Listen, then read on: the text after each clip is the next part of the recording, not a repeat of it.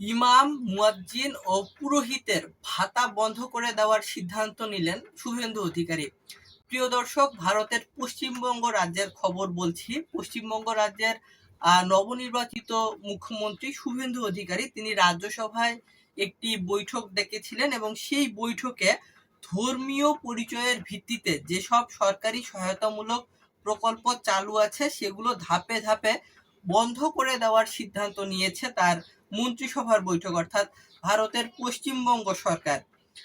সোমবার 18ই মে রাজ্য মন্ত্রিসভা বৈঠক অনুষ্ঠিত হয়। সেই বৈঠক শেষে রাজ্যের নারী ও শিশু কল্যাণ মন্ত্রী অগ্নিমিত্রা পাল একথা জানান। এর ফলে পূর্ববর্তী তৃণমূল কংগ্রেসের ঘোষিত ইমাম, মুয়াজ্জিন ও পুরোহিতদের সম্মানী ভাতা প্রদানও আগামী মাস থেকে বন্ধ হয়ে যাবে।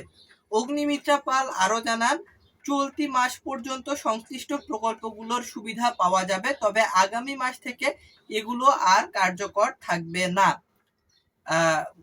মন্ত্রীর ভাষ্য অনুযায়ী তথ্য ও সংস্কৃতি দপ্তর এবং সংখ্যালঘু বিষয়ক ও মাদ্রাসা শিক্ষা দপ্তরের অধীনে ধর্মীয় শ্রেণীবিন্যাসকে ভিত্তি করে যেসব অনুদান বা সহায়তা দেওয়া হতো সেগুলোর উপরে নিষেধাজ্ঞা কার্যকর হচ্ছে। এ বিষয়ে পরে বিস্তারিত নির্দেশিকা প্রকাশ করা হবে। ভারতীয় গণমাধ্যমে প্রচারিত খবর অনুযায়ী বলা যায়, এর ফলে পরবর্তী সময় থেকে ইমাম, মুয়াজ্জিন এবং পুরোহিতদের মাসিক ভাতার মতো বিভিন্ন ধর্মভিত্তিক অনুদান প্রকল্পের ভবিষ্যৎ নিয়েও প্রশ্ন দেখা দিয়েছে। আগে এই ধরনের সুবিধার আওতায় ইমাম, মুয়াজ্জিন ও পুরোহিতদের 1500 টাকা মাসিক ভাতা দেওয়া হতো, যা পরে বাড়িয়ে 2000 টাকা করা হয়েছিল। তবে নতুন সিদ্ধান্তে সেই ধরনের কাঠামোগত সহায়তা বন্ধের পথে হাঁটছে পশ্চিমবঙ্গ রাজ্য সরকার।